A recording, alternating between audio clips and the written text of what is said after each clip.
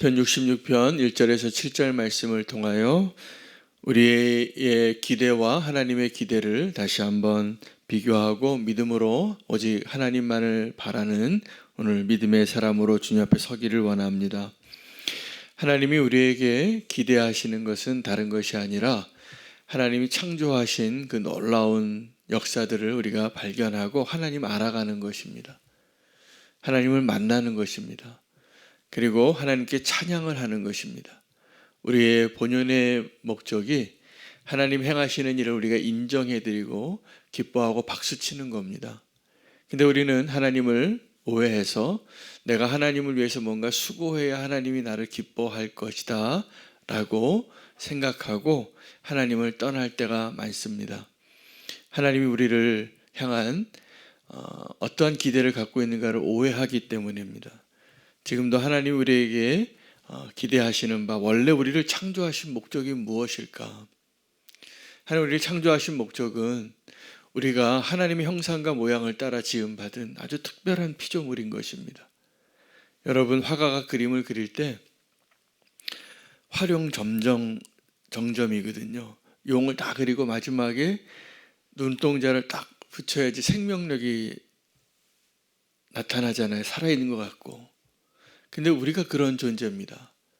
하나님께서 모든 만물을 창조하시고 맨 마지막에 이 하나님이 행하신 놀라운 일들을 오묘하고 위대하고 정말 우리가 헤아릴 수 없는 그 하나님의 역사하심을 하나님이 아닌 또 다른 인격적인 존재가 하나님의 형상과 모양을 가지고 함께 교제하고 관계하면서 하나님의 행하신 일들을 발견해 나가며 하나님을 인정하고 예배하는 자가 되는 것, 하나님을 찬양하는 자가 되는 것, 하나님의 이름을 부르는 자가 되는 것, 그것을 기대한 것입니다.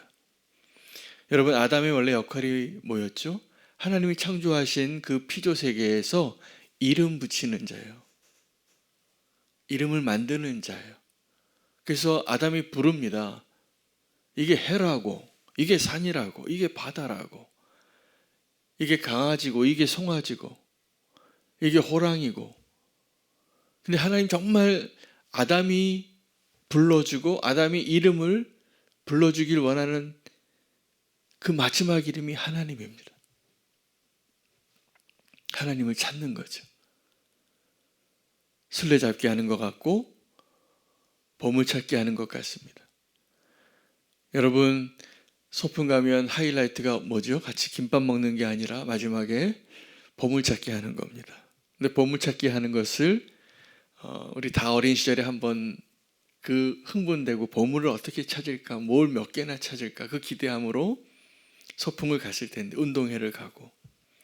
근데 그 보물찾기를 준비하시는 선생님들은 어떤 심정으로 그걸 준비했겠습니까? 이거 숨겨놓으면서도 이렇게 그 보물찾기 쪽지의 끄트머리를 살짝 보여주는 거예요. 우리 반 아이들이 여기 와서 이거를 찾기를 원하는 거예요. 그래서 아이들이 이거 발견하고 너무 기뻐하고 상품 탈 것을 기대하고. 하나님이 우리에게 원하시는 것이 다른 거 아닙니다. 그 보물찾기 하는 거예요. 너희가 나를 좀 발견하기를 원한다. 내가 숨겨놓은 이 보물 쪽지를 좀 발견하고 내가 너희를 얼마나 사랑하는지, 내가 너희에게 어떠한 존재인지 그것을 발견하는 기쁨으로 오늘을 살라고 오늘 주신 겁니다. 여러분, 우리가 추수감사절을 준비하면서 2주 동안 10가지 감사 챌린지 하기로 했잖아요. 제가 너무 감사하더라고요. 그 영성일기 쓰시는 분들이 많아지고 그 감사 기도 제목을 보니까 주님을 더 경험하고 주님을 인정하고 주님을 만나는 그런 고백들이 훨씬 많으시더라고요. 제가 그렇게 경험을 합니다. 제가 이전에는 생활일기 비슷한 동행일기를 14년 동안 썼는데 이번 챌린지 기간에 감사의 제목을 찾으면서 정리하다 보니까 더 길어지는 거예요. 자꾸. 정말 범사가 다 감사하다는 것을 경험하고 있습니다. 감사가 더 늘어질 것 같아요. 늘어날 것 같아요. 그런데 이것이 하나님 우리에게 원하시는 겁니다. 우리가 하나님을 향하여 원망하고 불평하는 자가 아니라 하나님이 부르면 부를수록 멀어지는 자가 아니라 이스라엘이 그랬거든요. 또 우리가 그랬거든요. 하나님이 부르면 와야 되는데 우리는 자꾸 도망을 갑니다. 하나님 멀리 떠나고 싶고 그러다가 주님이 기다리시고 언제까지 기다릴까요? 우리 손에 더 이상 아무것도 남은 것이 없을 때까지. 우리는 대부분 그때 하나님을 만나더라고요. 내 손에 아무것도 이제 가진 것이 없을 때. 저는 어떤 가정에 상담을 하면서 또 신방을 가서 그런 고백들을 종종 들어요. 겉으로 보기에 이 가정에는 아무 문제가 없어 보이는데 심각한 문제가 있는 가정이에요. 어떤 심각한 문제냐면 어떤 여자 성도님이시라면 남편이 아직 하나님을 알지 못하는 거예요. 근데 하나님을 알지 못하는 이유가 다른 이유가 있어요. 세상이 너무 즐거운 거예요. 돈이 너무 좋은 거예요. 그래서 이 아내 되시는 성도님들 가운데 그런 분들을 제가 종종 만나요. 이런 기도를 하셨다는 거예요. 하나님, 우리 남편에게 이 돈이 좀 다 없어졌으면 좋겠습니다. 그거 따라 살다가 주님을 만나지 못하고 여전히 멀어지기만 하고.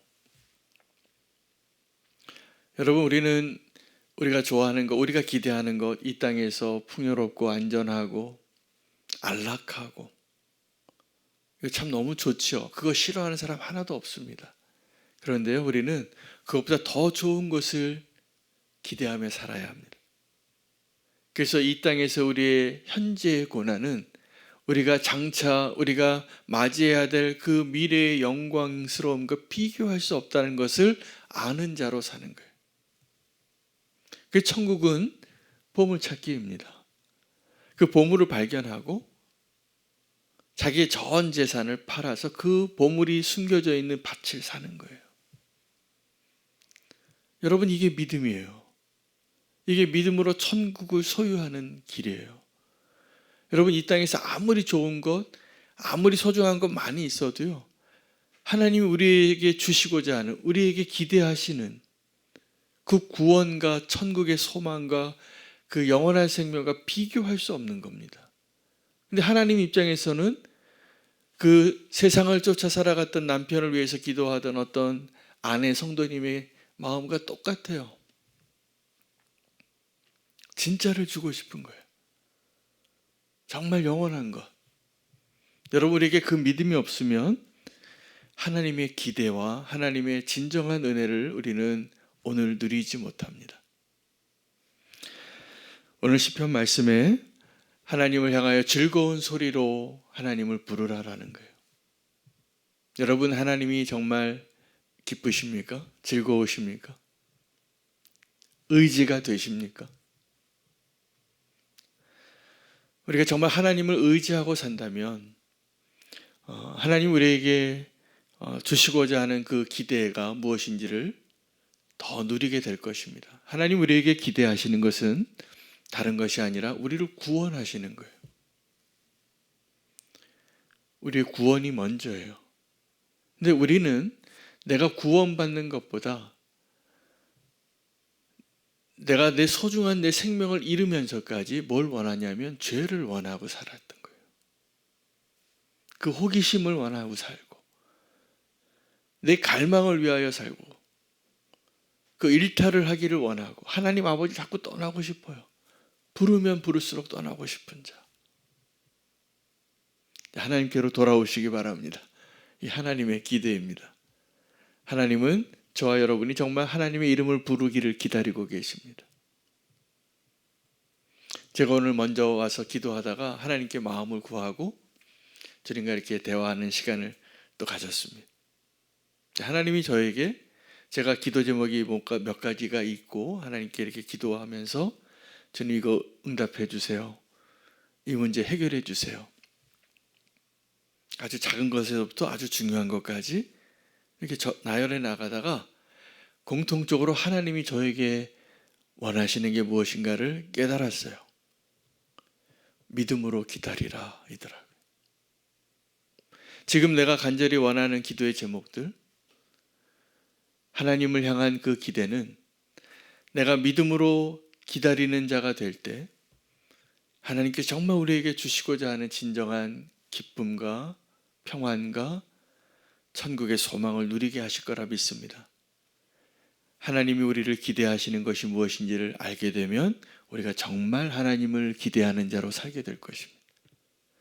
하나님은 우리를 향하여 우리에게 구원을 주시기 위하여 우리가 순종하기를 기대하실 겁니다.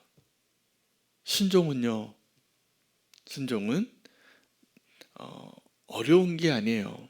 사실은 아주 합리적으로 생각해 보면 순종처럼 확실하게 우리가 축복받을 수 있는 길이 없어요. 마치 닫힌 문을 여는 열쇠와 같아요. 근데 우리가 순종하지 않으니까 자꾸 더 고단한 삶을 살게 되는 거예요. 더 먼 길을 돌아가고, 우리가 언제 하나님께 순종합니까? 언제 하나님께 기도합니까? 내가 10가지 방법이 가능성이 있다면 그 9가지는 다 내가 하나님이 원하시는 정답 빼고 다 해보고서 마지막에 기도하는 거예요. 근데 거꾸로 사셔야 돼요. 먼저 순종하고 기다리는 자가 되는 것. 하나님이 응답하시는 것을 믿음으로 신뢰하며 기다리는 자가 되는 것. 그 믿음을 그 누구도 흔들리지 못하게 하며 살아가는 것. 그런 사람이 있을 때 하나님은 기쁘신 거예요. 믿음이 없이는 하나님을 기쁘시게 하지 못하나니. 오늘 그 하나님의 축복 가운데 믿음으로 기다리는 사람 되시기를 축복합니다. 하나님 우리를 향한 그 기대가 있기 때문에 우리는 사실 그렇게 하나님 보시기에 신실하지 않아요. 그런데 하나님이 우리를 신실한 자로 만들어가고 계시다는 것을 믿으시기 바랍니다. 오늘 맥체인 본문 가운데 열왕기하 18장 히스기야의 이야기가 나옵니다.